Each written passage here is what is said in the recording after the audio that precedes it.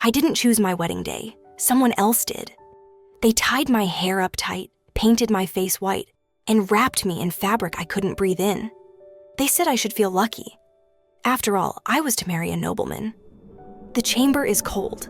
The rushes on the floor scratch my bare feet, and the candle beside my bed flickers like it knows something I don't. Tomorrow, I become a wife. I am 12. They've already started calling me lady, but I don't feel like one.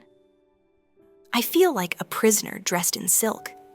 I sit on the edge of the bed, staring at the wedding gown hanging by the fire. It's too long. The sleeves drown my hands.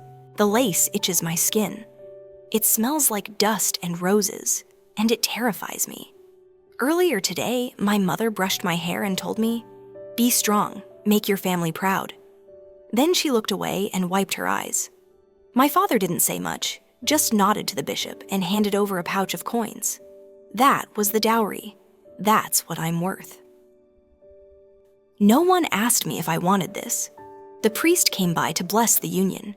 He said God would smile upon our marriage. I wonder if God even knows my name. I heard them talking outside my door. She's young, but she'll learn. All girls do. Then laughter, as if I'm a lamb being fattened for slaughter. I try to remember what love looks like. In stories, it's soft and kind. In this world, it's just a transaction. A girl for land, a womb for a bloodline. My hands are shaking. I'm not sure if it's the cold or the fear, maybe both. They say I'll be a woman tomorrow, but I don't feel like I'm growing up. I feel like I'm being erased. And the worst part? Everyone else is smiling. I used to believe I would marry for love. That was before they told me I belonged to someone else.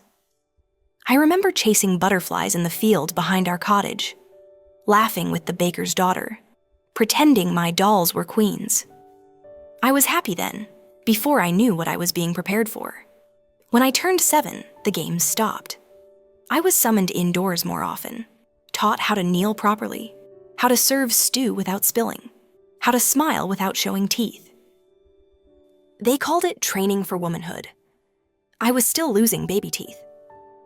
At 9, I was promised to a man I had never met. A deal made over wine and whispers. His lands bordered ours. It would strengthen the family. That was the phrase they all used, over and over again, strengthen the family, as if I were mortar in a crumbling wall. I didn't understand it then. I still clung to the idea of love. Maybe he'd be kind. Maybe he'd smile at me like the boys in the village did when I ran past. But soon I was forbidden to run, or laugh too loud, or ask too many questions. "You must not be wild," my aunt warned. "No man wants a wife who thinks." My thoughts, it seemed, were dangerous. At 10, I began bleeding. The women in the house lit candles and said prayers of thanks. "Now she is ready," someone whispered. Ready for what? My breasts had barely formed. My hips were still narrow. I still cried when I fell. But the whispers turned to plans. The seamstress arrived. New dresses were made. My name was written in ink on a scroll beside a stranger's. I was now a bride in waiting. They gave me gifts, pearls, ribbons, perfumes, as if wrapping me in pretty things would make me forget that I was being sold. I tried to hide once, behind the stables. They found me and locked me in my room for 2 days. A girl who resists, they said, is a girl who brings shame. I stopped resisting after that. But I never stopped grieving the girl I used to be. They say the wedding is the beginning of a new life. They didn't say it would feel like dying. The church bells rang. I was draped in white and gold, led by trembling hands into a place I did not choose. My husband stood like a shadow at the altar, tall, gray-bearded, and 30 years older than me. He didn't look at me. He looked at my father. The priest spoke blessings. My lips moved, but I don't remember the words. I remember the weight of his hand on mine, the coldness of his ring, the crowd cheering as if something beautiful had happened. That night, I learned what consummation meant. He didn't ask. He didn't speak. He just took. My body burned, my skin tore. The bed was stained. The maids said it was normal, that I should be proud I bled. Proof of purity, they called it. Proof I was untouched, until now. I wanted to scream, but there was no one to scream to. The days that followed blurred together. I was moved to his estate, a stone fortress wrapped in silence. No friends, no visits, no sunlight in my chambers, just dark hallways, a sour-faced steward, and the echo of my own footsteps.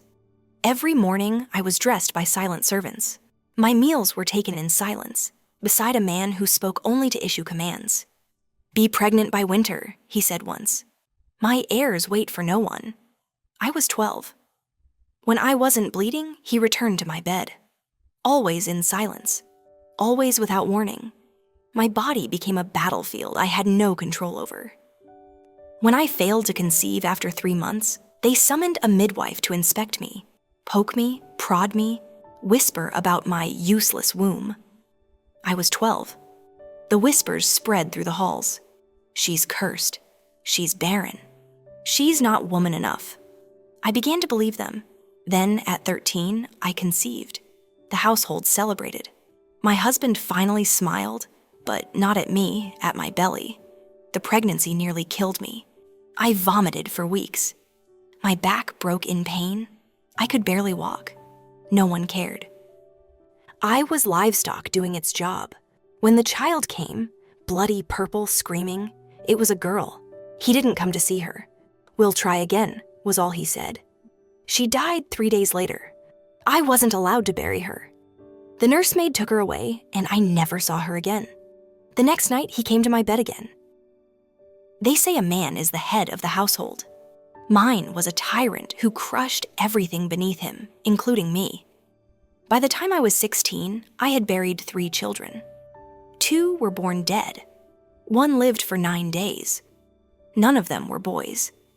Each time I was blamed. "You fed the wrong herbs. You cursed the bloodline. You must have angered God." I started to believe that too. My husband grew cold. Colder than he had ever been. He stopped speaking to me altogether, except when drunk or enraged. The bruises were easier to hide than the emptiness. Then he brought another woman into the house. Not a noble woman, not even a proper wife. Just a young maid from a nearby village. 15, maybe. Pretty, docile, fertile. He called her his comfort. He called me his mistake. At dinner, they sat together. She poured his wine. He laughed at her jokes. I was invisible in my own home. Sometimes she would glance at me with pity. Other times, with victory. The servants started addressing her with more respect than they gave me. She slept in his bed now. I was moved to a guest chamber at the edge of the manor. I didn't cry. I couldn't. I was dry inside. One night, I bled again. Another child. Another pain. I screamed for help. None came. I gave birth alone on the stone floor. A boy. Stillborn. I wrapped him in linen myself. Buried him beneath the willow tree. My hands shook so badly I couldn't pat down the earth. That night, I stood at my window and looked at the stars. I whispered a name for him, though no one would ever record it. Then I whispered another name. Mine, because I had forgotten who I was. The next morning, he didn't notice I hadn't slept. He didn't notice anything at all. That was the moment I stopped hoping. Not for love, not for kindness, just for silence. I had become a ghost in a world that had never seen me. I survived. That doesn't mean I lived. I write this not from a castle, but from a convent. They say I chose this life, that I sought peace. But the truth is simpler. I had nowhere else to go. My husband died of fever when I was 23. They called it divine judgment. I called it silence. No one wept for him, least of all me. After his death, I was free, by law. But I no longer knew how to be free. I had spent over a decade speaking only when spoken to, walking only when allowed, bleeding for a man who never looked me in the eyes. I had no home, no children, no name that belonged to me. So I came here. The sisters gave me parchment. I gave them stories. They say I'm strange, too quiet, too angry, too full of memories no one wants to hear. But some of the younger girls come to me at night asking, is it true they marry girls at 12? Is it true they beat you if you cry? Is it true you never loved him? I look at their wide eyes and trembling lips. And I tell them the truth. I was never a wife. I was a transaction. I was never a woman. I was a vessel. I was never seen, just used. But I am not silent anymore. If you're reading this, listening to this, remembering this, then let my voice echo louder than theirs.